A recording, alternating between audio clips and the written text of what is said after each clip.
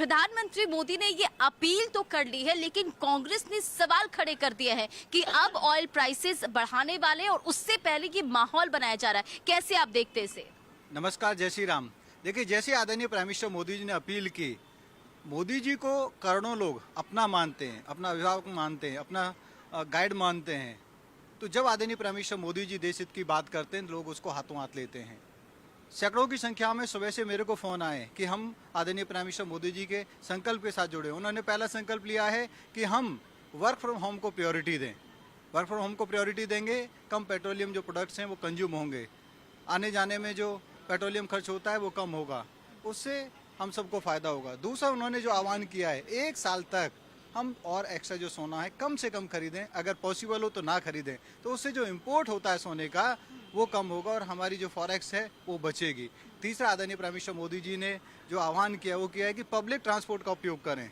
जिन शहरों में आदरणीय प्राइम मिनिस्टर मोदी जी के आने के बाद बहुत सारे शहरों में मेट्रो आई है, पहले तो 1-2 शहरों में पर्टिकुलरली दिल्ली में हुआ करती थी, आज हर जगह ऑलमोस्ट सारे बड़े शहरों में मेट्रो है। तो मेट्रो का उपयोग करें, हम पब्लिक ट्रांसपोर्ट का उपयोग करेंगे तो उससे पेट्रोलियम बचेगा। अगर हमें अपनी गाड़ी से जाना भी है तो हम उसमें पूल करें, अकेले ना जाएं।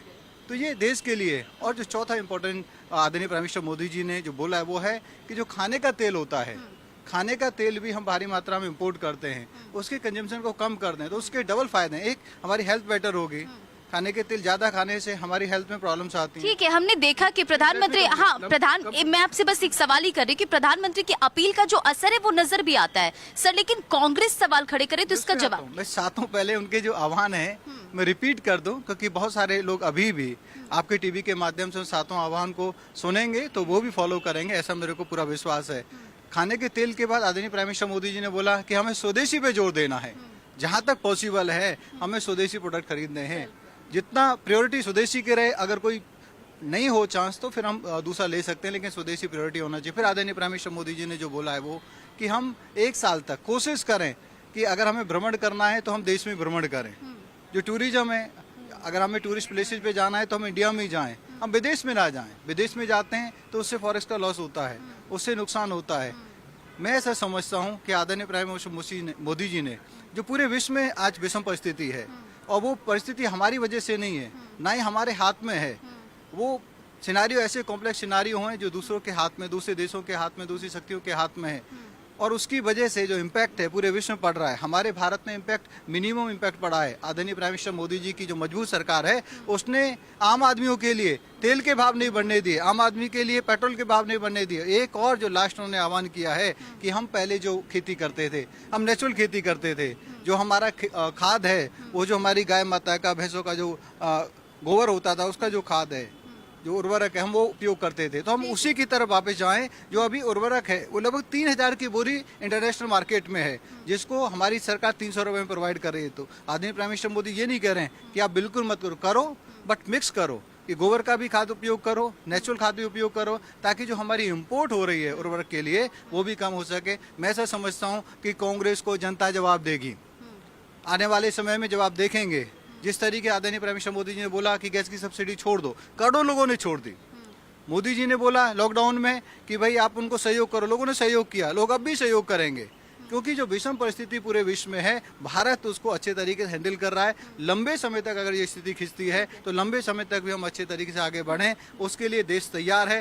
कांग्रेस हमेशा से अनगल बातें करती रही, नकारात्मक बातें करती रही है, चाहे वो कोविड का समय हो, विदेशी जो वैक्सीन है उनको अच्छा बताते थे, हमारी वैक्सीन को कहते थे इसको मत लगवाओ, उससे नुकसान होगा, इससे परेशानी हो जाएगी, लेकिन फिर भी हमने लगवाई, हम सुरक्षित रहे। हमारे यहाँ पे बहुत सारी जो लाखों की संख्या में ऐसे लोग जिन्होंने वैक्सीन लगवाई वो बचे, अगर वैक्सीन नहीं लगवाते तो शायद वो भी आज हमारे बीच में नहीं रहते। मैं समझता हूँ, अनुरोध भी करता हूँ, कांग्रेस पे ध्यान ना दें। आदरणीय प्राइम मिनिस्टर मोदी जी ने जो देश हित में बोला है वो पर्सनल हित में नहीं बोला, एक फैमिली के लिए नहीं बोला, अपने लिए नहीं बोला, देश के लिए बोला है, हम उसका साथ। देश के लिए बोला, देश हित की जब बात आती है तो फिर विपक्ष को परेशानी क्यों होती है? हाँ रंजना जी, जब देश हित की बात आती है तो हम देश के साथ खड़े हैं। और रही बात यहाँ पर एक कहा गया कि 1 साल सोना मत खरीदो, लेकिन 1 साल में जो रेट बढ़े उस पर बात नहीं हुई थी। भैया, जो मेरे मुल्क के वजीर आजम माननीय नरेंद्र मोदी जी ने कहा है, हम लोग उस बात पे विश्वास करते हैं। हमने कोरोना काल के अंदर अगर उन्होंने कहा कि ताली बजाओ तो भारत की आवाम ने ताली बजाई, थाली बजाई।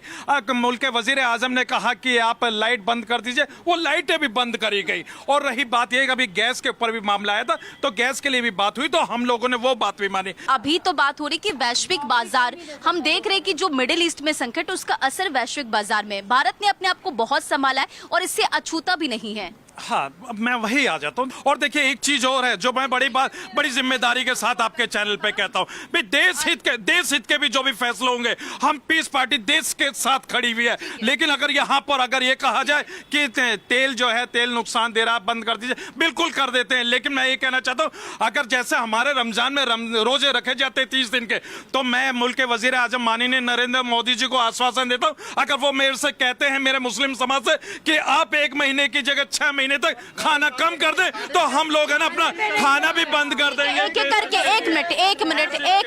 एक मिनट, मैं सबसे पहले इस मुद्दे पर प्रधानमंत्री की अपील पे सबसे एक एक करके टेक लेती हूँ। 1 मिनट सर, एक जल्दी सबसे पहले बताइए आप क्या कहेंगे। देखिए, प्रधानमंत्री जी का जो कार्यशैली है ना, वो सबको समाहित करके ही, वो चाहे विपत्ति हो या सफलता हो देश की, वो सबका प्रयास। कहते हैं कि सरकार की जिम्मेदारी तो है ही, समाज के रूप में भी आप आगे आए, तो यही उनका आह्वान है कि उन्होंने ये नहीं कहा कि सोना मत खरीदो, उन्होंने कहा कम खरीदो। उन्होंने कहा घूमने जाओ, लेकिन देश में ही जाओ, देश का गरीब आपके पैसे वो कमाए, विदेश में मत दो। उन्होंने ये कहा पेट्रोल डीजल कम खर्च करो, उस पर ध्यान दो। अभी तक तो जो विपक्ष था वो बड़ा छाती चौड़ी करके कह रहा था कि शास्त्री जी ने कहा एक समय का भोजन त्याग दो, क्यों नहीं प्रधानमंत्री को अपील करते। अब जब वो आह्वान कर रहे हैं कि थोड़ा कम करो, देश के प्रति ध्यान दो, तो फिर इस पे भी आपत्ति है। तो इनका तो ये चित्त भी मेरी पट्ट भी मेरी, इन लोगों को विदेश से इतना प्रेम है कि डॉलर के सामने रुपया कमजोर हो, ये चाहते हैं। भाई सीधा वो है कि हम उपभोक्ता सोने के बहुत बड़े हैं। 90% दूसरे नंबर पे है विश्व में, 90% सोना आयात हम करते हैं। अब अगर ऐसे में आपूर्ति में ही सारा जो है पैसा डॉलर में देना पड़ता है सरकार को, विदेशी मुद्रा में देना पड़ता है, तो ऐसे में हमारा रुपया कमजोर हो रहा है। तो क्यों नहीं हम कुछ दिन के लिए ठहरते हैं, उसकी जगह आप सोने के बॉन्ड पेपर ले लो, मत खरीदो फिजिकल रूप में सोना, इतनी कोई बड़ी बात नहीं है। अगर आप कार पूल करके चले जाओगे, वैसे भी ईंधन तो बचाना ही चाहिए ना आगे आने वाली पीढ़ी के लिए, ईंधन एनर्जी तो उतनी है ना। फार्मूला भी लगा सकते हैं, और इवन का फार्मूला भी लगा सकते हैं ईंधन बचाने के लिए। इनको सॉल्यूशन क्यों नहीं लगा सकते? अरे पेट्रोल की बचत हम लोग कर सकते हैं। इतनी जोर से ना चिल्लाएं आप, 1 मिनट, वो सॉल्यूशन ही तो दे रहे हैं, आप कर लो ऑड इवन, इसमें क्या फर्क पड़ रहा है। लेकिन इनको प्रधानमंत्री का विरोध करते करते ये देश का विरोध करते हैं, ये इन्हें नहीं समझ आ रहा है ये आप देश का विरोध कर रहे हैं। ठीक है, अपने लिए ठीक है, आ रही हो। मुझे 10 सेकंड और दीजिए। इन्होंने कहा कि मोदी जी का विरोध करते करते देश का विरोध, यही तो एक नैरेटिव सेट करने की बात करते हैं। हम सरकार से सवाल करते हैं, लेकिन ये देश के खिलाफ बात करने की कोशिश करते हैं। भाई हम तो चाहते हैं, मैं कहता हूँ कि आज हमारा जो है $1 में 95 रुपए जा रहे हैं। सर आराम से इस डिस्कशन को आगे बढ़ाते हैं। सर अब विपक्ष लगातार सवाल खड़े कर रहा है, प्रधानमंत्री